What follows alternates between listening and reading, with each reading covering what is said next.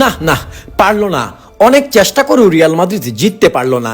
Lamine Pedri ম্যাজিকের কাছে উড়ে গেল এমবাপ্পে গোলারদের একের পর এক প্রচেষ্টা। টানা 3টি এল ক্লাসিকোতে রিয়াল মাদ্রিদকে হারালো বার্সেলোনা, যার মধ্যে 2টি ছিল ফাইনাল। ম্যাচের শুরু থেকেই আগের 2 এল ক্লাসিকোর মতো এটা তো আধিপত্য বজায় রেখে বার্সেলোনা খেলতে থাকে নিজেদের সবচেয়ে সুন্দর ফুটবল, একের পর এক আক্রমণ করতে থাকে। তবে শেষ বাধা অতিক্রম করতে পারছিল না। 2টা পেনাল্টি পেতে পারতো ফার্স্ট হাফেই, কিন্তু হলো না। রেফারি নিয়ে রিয়াল মাদ্রিদের ট্রিক্স দারুণভাবেই কাজে লেগেছে। শুধু তাই নয়, এই রেফারি ছিলেন একদম নার্ভাস। ম্যাচের অনেক সময় অনেক গুরুত্বপূর্ণ সিদ্ধান্ত দিতে ভুল করেছেন তিনি। তবে বার্সাকে আটকানো গেল না এতেও। নেইমারের মতো হেয়ার স্টাইল নিয়ে লামিন ইয়ামাল যখন মাঠে নামলেন, তখন এক মুহূর্তেই মনে পড়ে গেল সেই নেইমারের কথা, যাকে দেখার জন্য আমরা দিনের পর দিন অপেক্ষা করতাম।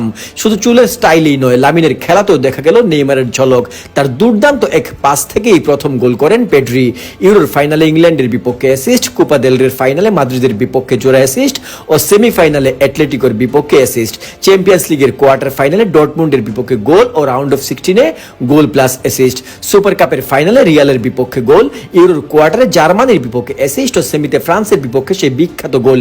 বেশি না, এই হচ্ছে বিগ ম্যাচে 17 বছর বয়সী লামিন ইয়ামালের সিভি। ম্যাচের শুরু থেকেই দাপট দেখিয়েছে বার্সেলোনা।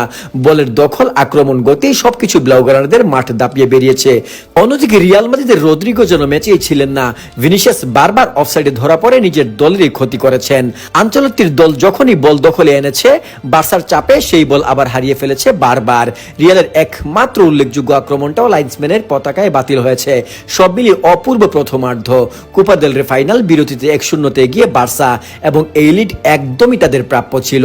প্রথমার্ধের হতাশা ঝেড়ে ফেলে দ্বিতীয়ার্ধে সুন্দর ফুটবল উপহার দিতে থাকে রিয়াল মাদ্রিদ। এমন সুন্দর ফুটবল উপহার দেওয়ার পর যদি রিয়াল মাদ্রিদ গোল আদায় করতে না পারত, তাহলে দুর্ভাগ্যই বলতে হতো। কিলিয়ান এমবাপ্পের দুর্দান্ত নৈপুণ্যে তৈরি করা গোল স্কোরিং অপরচুনিটি ডিয়ং এর ফাউলের বিনিময়ে রক্ষা করলেও শেষ রক্ষা হলো না।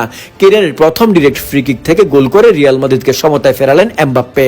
Barcelona 1-1 Real Madrid. তারপর আবার গোল চুয়ামেনির। মাত্র মাঠে নামা গোলারের কর্নার থেকে চমৎকার হেডারে গোল করলেন এই ফ্রেঞ্চম্যান। 2 ফ্রেঞ্চম্যানের গোলে রিয়ালের লিড, কিন্তু এই লিড ধরে রাখা গেল না। ম্যাচের শেষ দিকে লামিনের পাস থেকে গোল করেন ফেরান। 2-2 সমতা। খেলা গড়ায় এক্সট্রা টাইমে, যেখানে শেষমেশ জয় ছিনিয়ে আনে বার্সা। 114 মিনিটে কুন্ডের শট থেকে আসে গোল, আর নিশ্চিত হয়ে বার্সার আরেকটি শিরোপা। সামনেই আছে চ্যাম্পিয়ন্স লিগ।